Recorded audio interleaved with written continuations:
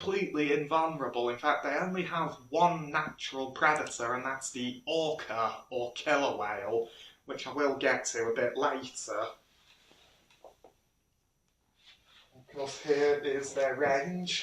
As you can see, they're mostly found around Antarctica, but they've also been known to hang around New Zealand and the southwest coast of Australia. Now, the next animal I'm going to show you is one of the most beautiful birds in the world. It is the Gyrfalcon. Now, Gyrfalcons are the largest of the falcon family. In fact, a fully grown female can have a wingspan of nearly 2 meters, and they can weigh over 3 kilograms, so even bigger and stronger than the peregrine. Even so, just like their peregrine cousins, they can dive at 200 miles per hour, but unlike peregrines, they can pursue prey in a flat-out chase. These birds are found in the Arctic Circle. I mean, they do occasionally come to Scotland in Britain, but that is very rare, and they're not typically a breeding bird in Britain. But also, another fact that I've always found the most interesting about Gyrfalcon was during the medieval times when falconry was the sport of hunting, the Gyrfalcon, along with the golden eagle, were the only 2 birds that the king could fly. Anyone else could not fly a Gyrfalcon, only the king could.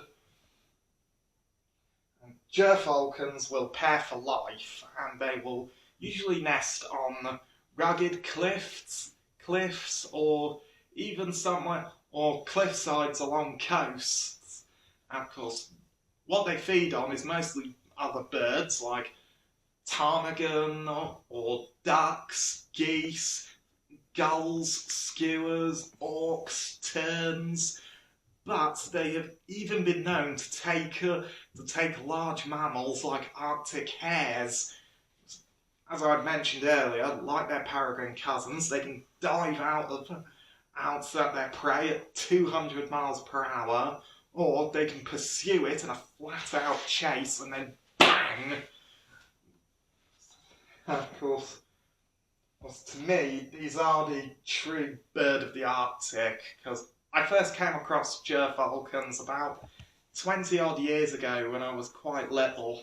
And I watched a natural world documentary about them, and of course they may not be my #1 favourite animal, but they are still one that has fascinated me for many years. And to me, they are one of the most beautiful birds in the world. So around here is where they're found.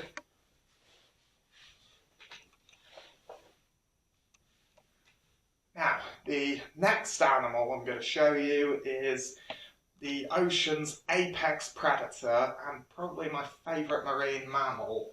It is the orca, or killer whale. Now, orca are found all over the seas of the world, but these particular ones are found in Antarctica. In fact, there's a higher concentration of killer whales in Antarctica than anywhere else on Earth. And there are 3 or 4 specific pods of killer whales, but I'll get to those in a minute.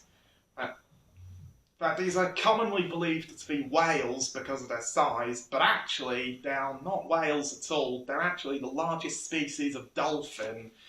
When I say the largest, I mean they can be up to 8 to 10 meters long. They can weigh as much as a fully grown elephant. And, believe it or not, they have the largest dorsal fin of any mammal.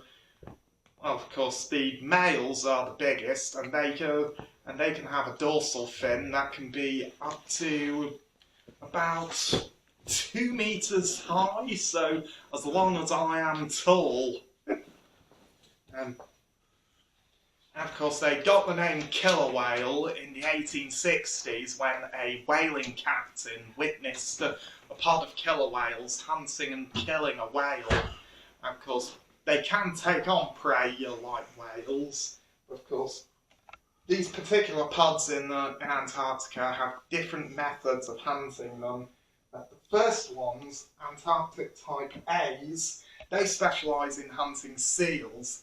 And of course, the seals will usually rest on ice floes, and and so the orca, what they do is they will, as you can see right here, they will, in perfect synchrony, create bow waves that will either break the ice or wash the seal off the iceberg and into the water.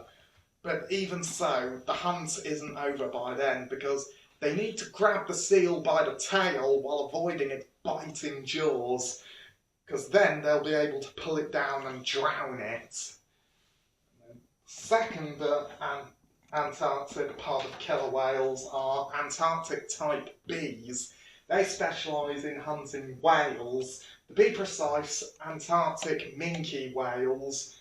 And how they hunt is they will all work together to chase after a minke whale, because the minke whale's only real means of defence is speed and endurance. But of course, the killer whales work together. They basically flank off the whale to make sure it can't get away, and once it begins to tire, they begin battering and biting it, and then they all join forces to drown it. And then the third pod, Antarctic type C's, they're a lot smaller and more manoeuvrable, and they're tasked with hunting, well, they specialise in hunting penguins. And as I mentioned earlier with the leopard seal, penguins are very difficult to catch. They're agile, they're fast, and they're very streamlined. And of course, as you can see right here, they're hunting a gentoo penguin, and gentoo penguins are the fastest penguins. They can swim at 22 miles per hour. So what they have to do is they have to work together to basically, like the minke whale hunting pod, they cut off any escape routes, and they have to use teamwork and agility to outmaneuver the penguin, and then they will feed.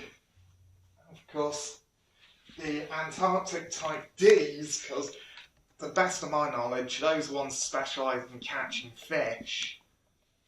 And of course, one of the main reasons why there's so many killer whales in Antarctica is that they all specialise in hunting different pods, well, different kinds of prey, so they don't compete and they can coexist. Here are the Antarctic orca pods, and of course, like different colouring, different body shapes, different shaped dorsal fins, eye spots, and that is their range. Now, the next animal I'm going to show you is one of the most magnificent, and it is the voice of the wilderness. It is the Arctic wolf.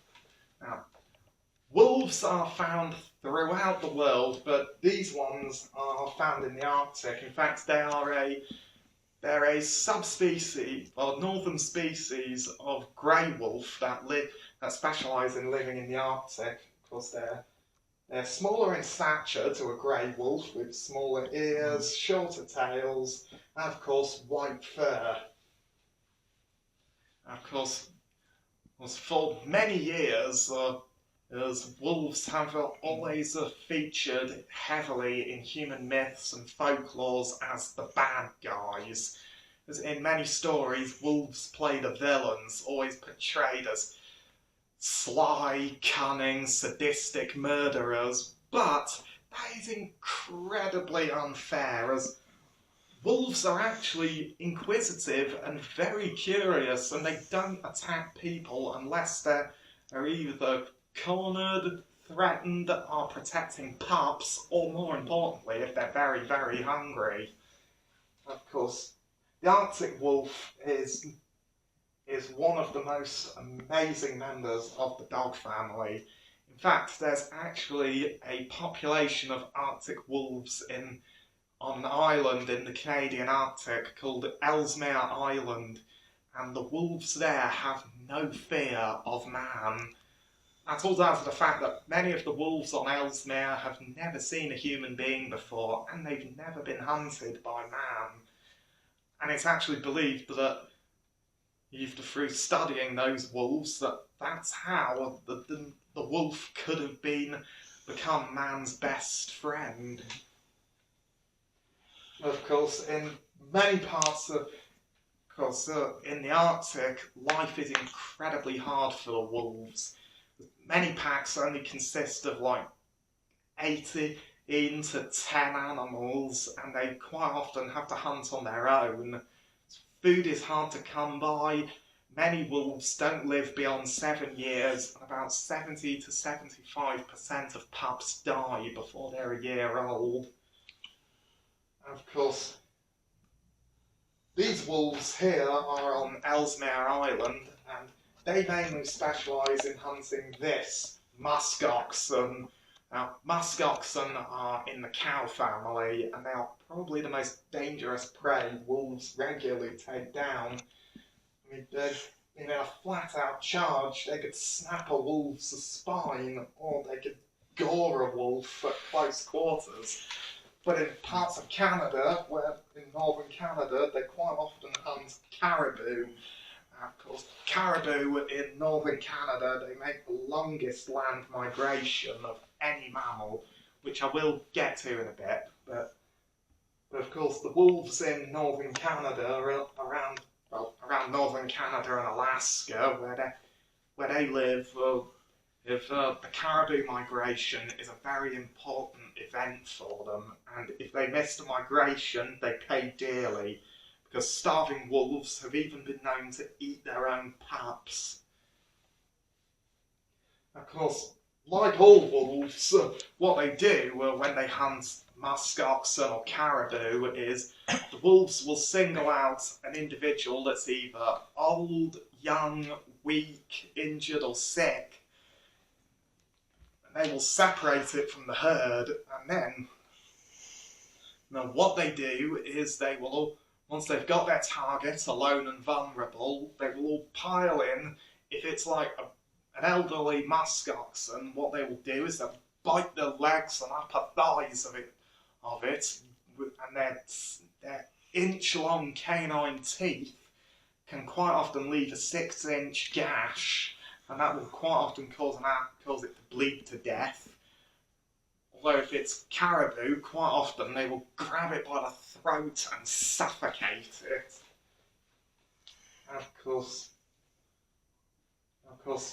the Arctic wolf is not an endangered species at all. There are thousands or millions of them in the Arctic Circle. Of course, a lot of them, like on Ellesmere Island, have no fear of man because they've never been hunted, and they have never seen humans before. Here is their range in the Arctic. Right here is Ellesmere Island, where the wolves there have no fear of man. Now, the next animal I'm going to show you is probably the most famous member of the Antarctic animals. It is the emperor penguin. Now, emperor penguins are the largest of all penguins.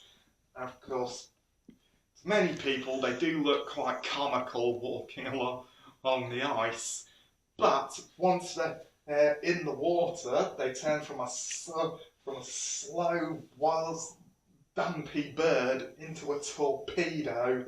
I mean, they can't fly, but their wings have evolved to help them fly in the water. They mostly feed on krill that are shrimp-like crustaceans, but they will also eat fish and squid. And of course, emperor penguins will mate for life, and they'll stay with their partners all of their lives. And of course, When they've paired up, the